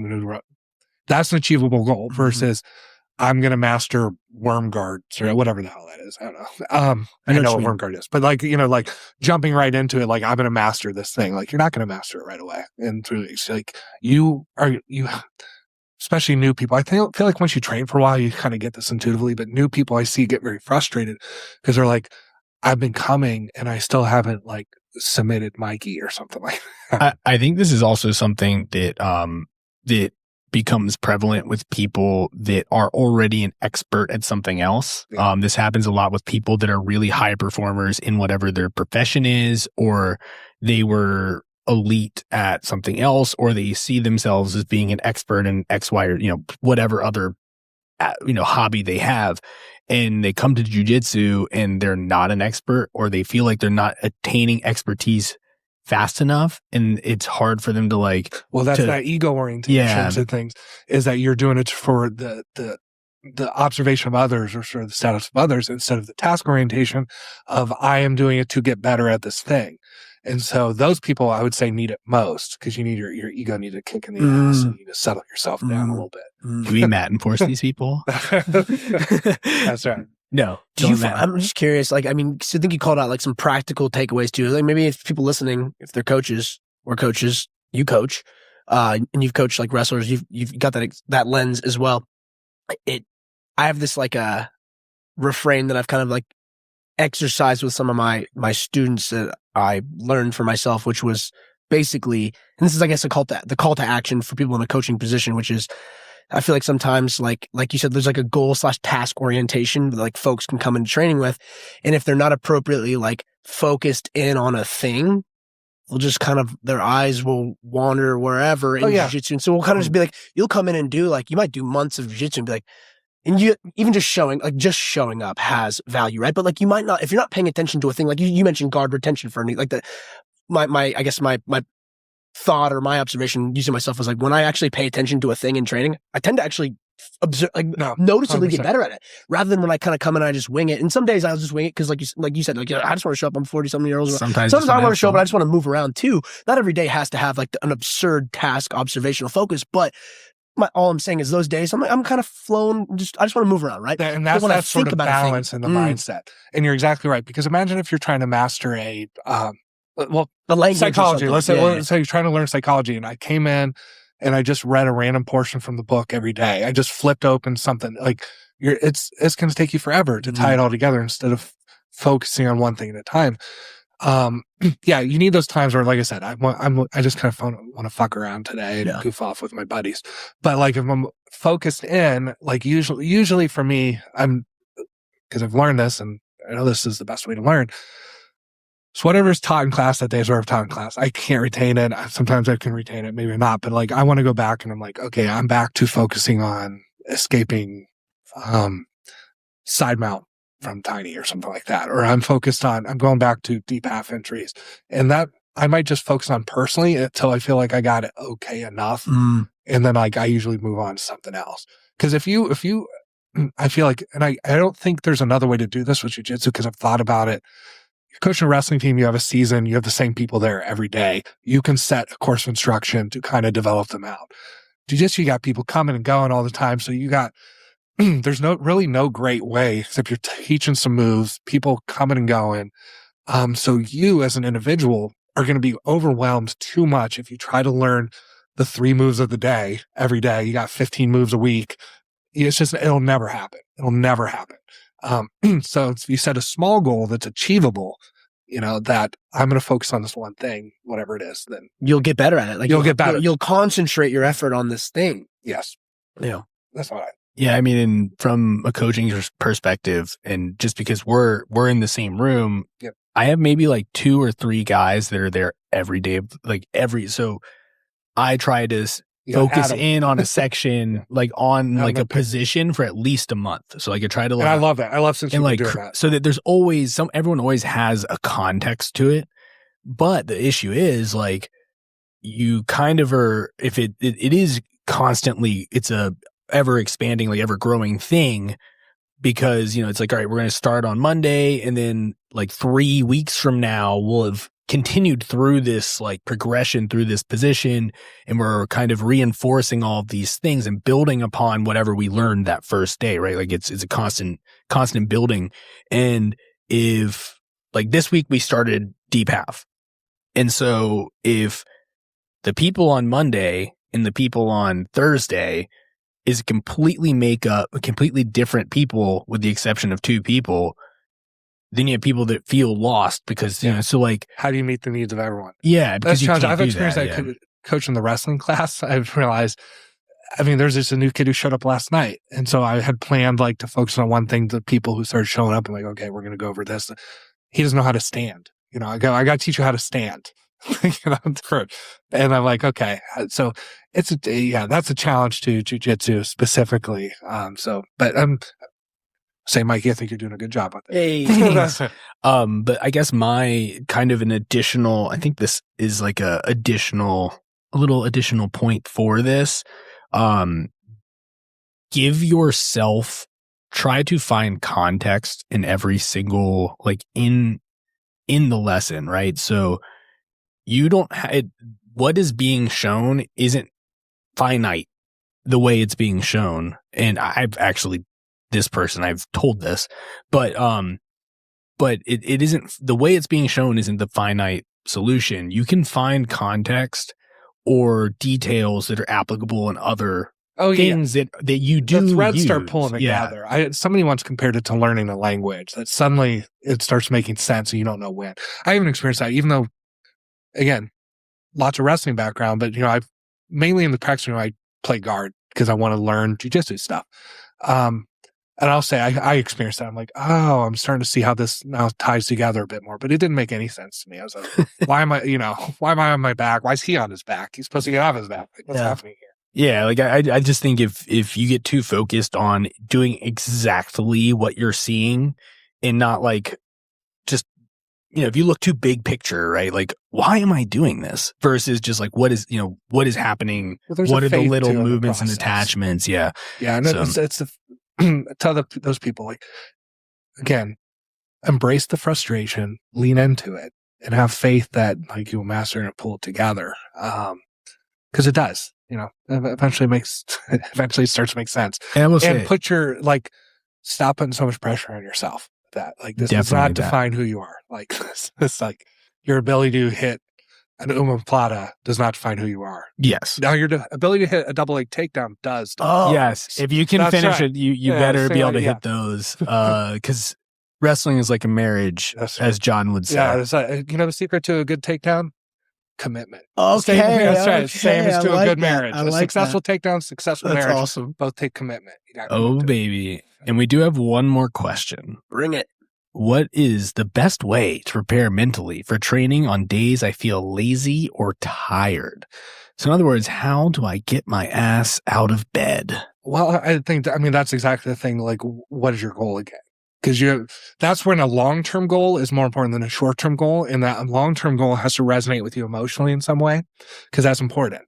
You know, so you doing the cardio. I seem to be cardio. I don't want to do cardio, but I do want to win worlds. Mm-hmm. You know, well, shit, I'm going to do cardio. There was never a day I was like, I can't wait to jump on that assault bike. Yeah. Like, yay. No, I hate that thing. I can't wait to hit the track. No, fuck that.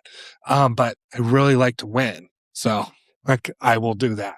So what your goal is like, I want the satisfaction of earning my whatever belt one day. Well, like if that is a goal of yours and it resonates, you have to tell yourself that in the moment and remind yourself of that.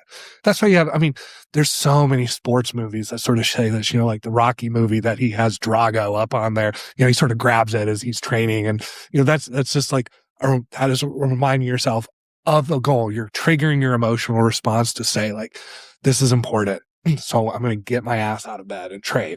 Okay. Dude, can I ask you a question about that? Yeah. What is it about like, how like, I feel like psychologically and physically, like when this dude's asking this question is probably because like most of us when we wake up, we don't always feel awesome, right? Yeah, no. So like when like the physical, I bet it's a brain thing. Maybe there's like maybe it's a testosterone thing as we age, but like when we get more tired, like we have to tap into emotional stuff to kind of motivate us to go. Oh yeah. Because like when you're like up and you're like, oh, I can do anything. Like training feels amazing, right? But when you start to get tired, oh no, it starts to break you down. Like what is that? We're like, or like maybe it's like a reward. When the motivation comes out. Yeah, yeah. So you got to dig deep. Well, and to kind of add to that, there is that point with those things or like in where you have the breakthrough moment, right? Yeah, like or if you're on the assault bike and you're like, oh my God, I'm fucking dead, but I'm gonna keep going, dude. Like, what is that? Well, it's cool. I think it's that like what caused you to break through that? You know, I think that what you have done where you've like, I have broken through that. You've had mastery experiences before that where you can remember and you're tapping into.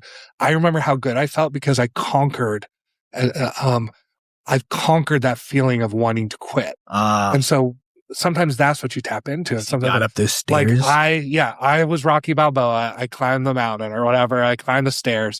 But like, that's a good feeling. And like, that's sometimes what I tap into. I've never like regretted working out. You know, I've regretted blowing it off and sitting on my ass and, you know, doing whatever. And like, man, why did I? The feeling of shame when you don't run the full 4 miles. But like, you have to have those experiences of learning that to draw upon that to master it. And this is like so many people who are not experienced this. A lot of us, so you were a swimmer, Scott. So I mean, that's a very demanding sport. You did it at a young age. Mike and I were wrestlers. We have experiences to pull from of knowing what that's like to conquer something. And I think people who don't have experiences to pull from, that's going to be harder, but they will get it. You just have faith. And then those are a motivating thing in itself right there. So, remembering your goals. The other thing I would say though, too, you have to have, there's different phases. So if you are a competitor, you can't keep a competitive mindset up for a full year. Like most people can't. Like you can't train like I'm in training camp or competition for a full year. I mean, most people burn out in some way. And so it's good to have phases to things. So then you might switch your goals, like switch from that ego goal, which, you know, winning at big competition. It's an ego goal. I want to do that. Like that's okay. It's okay to have that. Then I might switch to more, I want to get better at deep half goal. Like that's what it is. And so that's going to be my shorter term goal. It's less emotional. It's more process oriented, less sort of ego oriented. But you can have both. You just got to know when to switch flexibly between what's right. Cool. Hell yeah. Hell yeah. Any other closing remarks? This other one's not because the HVAC is fixed. So any hope of actually, the answer is it's already fixed for this last one. So I'm not going to even ask you that one. Not like you have control over it anyways, but you know, they did ask that for some reason. People are having separate questions. I don't know why they're asking the supposedly random psychologist about the HVAC. How did you feel about the HVAC? How did the HVAC make you feel? I liked it when it worked. Yeah. That's good. Hell yeah. Cool. It was good. That was awesome. Yeah. Any closing remarks? No, that was fun. I appreciate you having me on. Oh, we appreciate you coming out. We made sure to keep John fed too beforehand.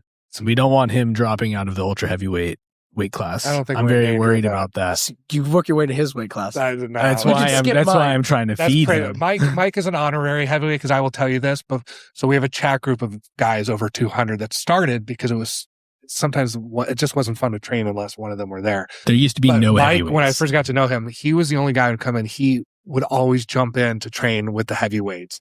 And Mike's like one of the smaller guys in the gym. And so in my phone, he's heavyweight Mike Son. Yeah.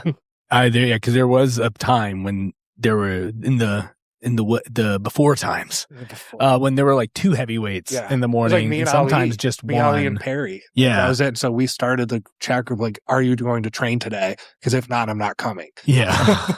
And now it's like mostly all heavyweights in the morning, and you and me. Yeah. So eat those bagels, bro. Yeah, like so some days we'll have like it'll be 50-50, and then other days it'll be like all heavyweights and like 2 small people. Awesome. Or sometimes it's all heavyweights and me. It's awesome. So the way it should be. It's great. So, you know, the secret battlefield is secretly the Thick Boy Center of Excellence. Yes, the Thick Boy Center of Excellence. So if you're a big guy, join Battlefield. It's where we make champions out of big people. That's true. Asim did say that we should take a picture one day with all of you guys and me, and then turn us into turn us into the Monstars from Space Jam. So I like that. I guess that makes me Marvin the Martian. Whatever that means. But yeah, so thank you, John, for coming on the show. I mean, heck, we got an hour and 45 minutes in. It's good stuff. We probably could have, it's actually probably a good thing we didn't go down the cult pathway. This would be like a 3-hour episode. We could probably do like a listener, like, hey, ask a psychologist, like call in segment with people with John once a month. We could get some good stuff out of it. Actually, that'd be pretty sweet. Once a quarter. I mean, honestly. Yeah. But hey, once a month, whatever. We could even do like the Q&A, and then like I could get a question. I could, even if you can't make it out, I could just ask him and get a question and an answer and just have it ready to read, like mailbag style. Hell yeah. I love grappling. I love psychology. So it's rare that they get to like talk to people. Stuff calls out, like it challenges the mind so much, man. So I love being a psychologist. I love psychology. I do. I feel like I now have a additional edge understanding it just a little bit better after that. This has got to be at least one college credit course. I'll sign off. I was an adjunct professor for a while. Hell yeah. Can we just sell the this episode to George Mason University? I mean, just because they're the closest one. Just make some calls. Hey, just make people listen to this. So, and just, give us the money and we'll pay John. Yeah, maybe. Pay me in biscuits. Whoa, dude. We'll pay him. We'll pay him. Hell yeah. Done. You all heard it here. He works for biscuits and Tillamook ice cream. Oh, man, that's my dream job. Is that what the government pays you? Do they pay for other things? That's great. But yeah, so maybe we'll do that. Send us more questions for John's, guys. Like, just drop those in the Discord. I've been forgetting to plug that, but join the Discord, drop us questions for John. We'll make sure he gets them and he answers them. And then we'll give him biscuits and ice cream. And then you can also reach out to us on Instagram with any questions and any other questions. So it doesn't have to just be for John, guys, because we will turn them into topics or at least answer them in an episode. So, you can slide into the DMs, drop us some questions. You can hit us up in the Discord. So those are the two ways I guess you can get it. You can just, if you have our numbers, some of you do, you can text us with questions. That's fine. And other than that, 5 stars, drop some comments on the show, listen to it like on everything that you can. That's cool too. Pump those numbers, baby. And other than that, let's see, like, subscribe, stars, comments, Discord. I think that's it. Keep listening, guys. Thank you very much. Love you. Bye. Bye.